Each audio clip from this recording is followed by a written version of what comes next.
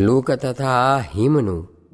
સ્વામિનારાયણ હરે સંવત 1878 જ્યેષ્ઠ સુધી એકાદશીને દિવસ સ્વામી શ્રી સહજાનંદજી મહારાજ શ્રી ગરડા મધ્યે દાદા ખચના દરબારમાં શ્રી વાસુદેવ નારાયણના મંદિરની આગળ વિરાજમાન હતા ને મસ્તક ઉપર ધોળી પાગ બાંધી હતી ને ધોળો ખેસ પહેર્યો હતો ને ધોળી ચાદર ઓઢી હતી ને પોતાના મુખારવિંદની આગળ મુનિ તથા દેશ દેશના હરિભક્તની સભા ભરાઈને બેઠી હતી. પછી શ્રીજી મહારાજ એમ બોલ્યા, જે આજ તો અમે મનનું રૂપ વિચારી જોયું, તે મન જીવ થકી જુદું ન દેખાયું. મન તો જીવની જ કોઈ કિરણ છે, પણ જીવ થકી જુદું નથી. અને મનનું રૂપ તો એવું દેખાયું, જેમ ઉનાળામાં લુક હોય તથા જેમ શિયાળામાં હિમ હોય તેવું મનનું રૂપ દેખાયું. અને જેમ માણસના દેહમાં લુક પેસે તથા હિમ પેસે ત્યારે તે માણસ મરી જાય છે, તેમ એ મન ઇન્દ્રિયો દ્વારે થઈને જ્યારે વિષય સન્મુખ જાય છે ત્યારે તે વિષય જો દુઃખદાયી હોય તો મન તપીને ઉનાળાની લુક જેવું થાય છે. અને તે વિષય જો સુખદાયક હોય તો તેને વિશે મન શિયાળાના હિમ જેવું થાય છે.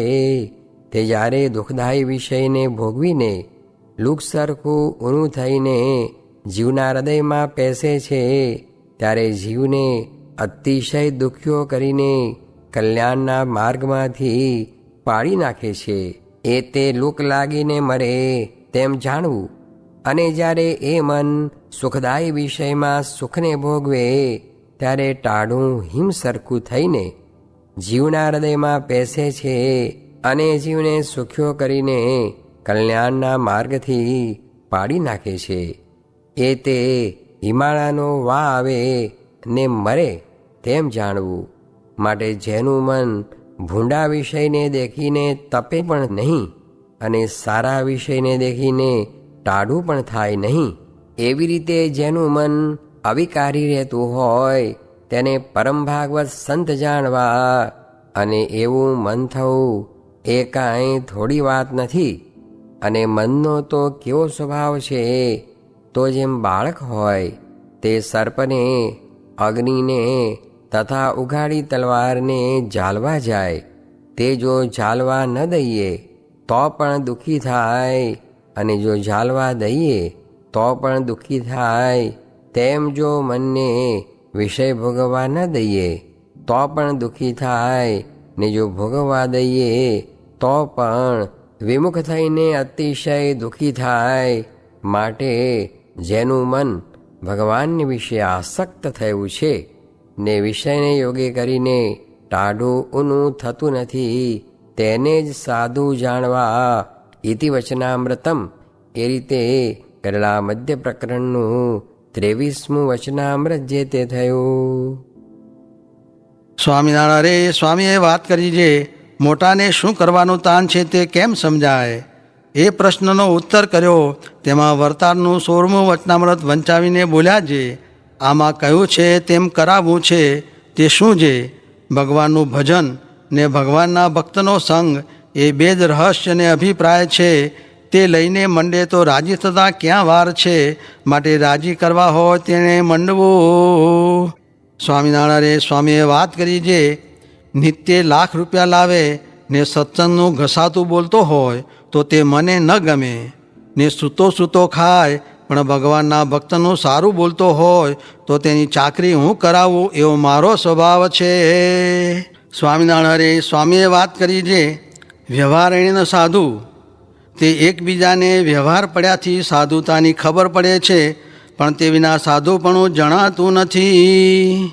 સ્વામિનારાયણ સ્વામીએ વાત કરી છે, ભક્તિ જે મંદિરની ક્રિયા તેનું પ્રધાનપણું અંતરમાં રહે છે ને તેના સંકલ્પ જેમ થાય છે તેમ ભગવાનનું પ્રધાનપણું ને તેના સંકલ્પ નથી થતા, ને જ્ઞાનના, ઉપાસનાના ને ભગવાનમાં હેત કરવાના પણ નથી થતા, તે કરવા. સ્વામિનારાયણ હરે સ્વામીએ વાત કરી છે, સારંગપુરનું 11મું વચનામૃત વંચાવતી વખતે કોઈક હરિભક્તે પૂછ્યું છે, મૃત્યુવાળી ઘડી હોય ત્યારે ભગવાનમાં શી રીતે જોડાવાય?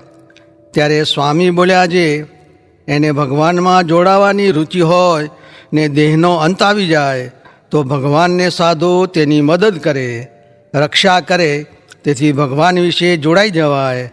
માટે રુચિ સારી રાખવી. સ્વામિનારાયણ હરે સ્વામીએ વાત કરી છે, કેટલાકને મન રમાડે છે ને કેટલાક મનને રમાડે છે. આ વાત નિત્ય વિચારવા જેવી છે.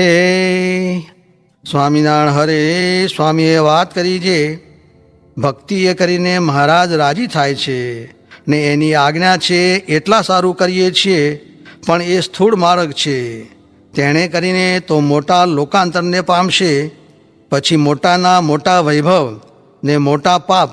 તે જુઓ ને, આ ખંડેરાવ એક દિવસમાં જેટલું પાપ કરતા હશે એટલું ગરીબ આખા ભાવમાં પણ ન કરે. માટે આને આ દેહે ભક્તિ પણ કરતા જાવું ને તે કરતાં થકા અનુવૃત્તિ આત્માને વિશે રાખે જ આવી. અને આત્મનિષ્ઠા જેવી કોઈ વાત નથી. ને મનન દ્વારાએ હું અક્ષર છું ને પુરુષોત્તમ મારે વિશે બેઠા છે એમ કરતા જાવું. એમ ઘણે ઠેકાણે મહારાજે કહ્યું છે. એ સૂક્ષ્મ ભક્તિ છે. તેણે કરીને આત્યંતિક મોક્ષને પામશે. પણ મોરે કહી જે ભક્તિ તે રૂપ સ્થૂળ માર્ગ, તેણે કરીને આત્યંતિકી યત્ર ન મૃત્યુહાસઃ, એવી મુક્તિ ન થાય.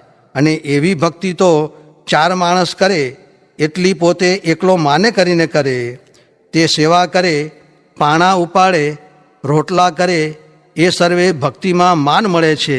તેણે કરીને થાય છે ને કરે છે, પણ એણે કરીને સિદ્ધિ ન થાય.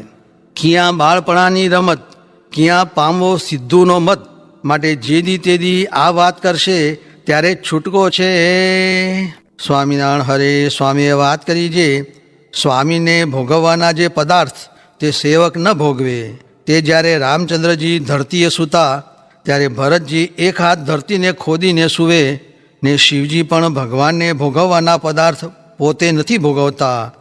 ને સંગનો ભેદ કયો છે, એક ઉખેડે અને એક ચોંટાડે. સ્વામિનારાયણ હરે સ્વામીએ વાત કરી છે, જુઓ ને, કેટલાક છે તે એક એક ક્રિયાનું નામ લેવું નહીં ને પાણી પણ ભરવું નહીં. ત્યારે એ શું? 4 ગ્રામને કારસો આવે એ તે શું જાણતા હશે? મુને તો એને જોઈને દાંત આવે છે. જે દૈવની માયા તો જુઓ, શું ઘરે સૂઈ રહેતા હશે? પણ તે અજ્ઞાન.